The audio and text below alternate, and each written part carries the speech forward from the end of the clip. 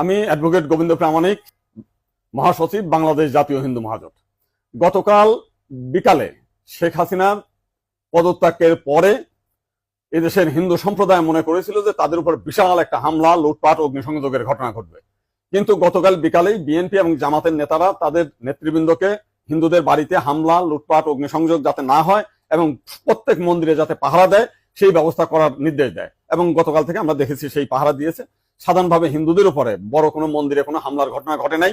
কিছু আওয়ামী লীগের হিন্দু নেতা আছে যারা বিভিন্ন সময় লম্পঝম্প করেছিল, তাদের বাড়িতে, শুধু হিন্দু বাড়ি না, মুসলিম আওয়ামী লীগ নেতাদের বাড়িতে হামলা হয়েছে, লুটপাট হয়েছে এবং সামান্য কিছু সুযোগ সন্ধানী এলাকা ভিত্তিক তারা কিছু সামান্য মন্দিরে হামলা করেছে, সেটা ব্যাপক বিষয় না।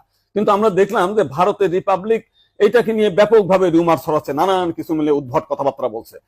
এবং আজকে দেখলাম শেখ হাসিনার নিয়ে তারা কাহিনী তৈরি করছে, বঙ্গবন্ধুর স্ট্যাচু ভাঙছে, সেটা নিয়ে তারা খুব দুঃখে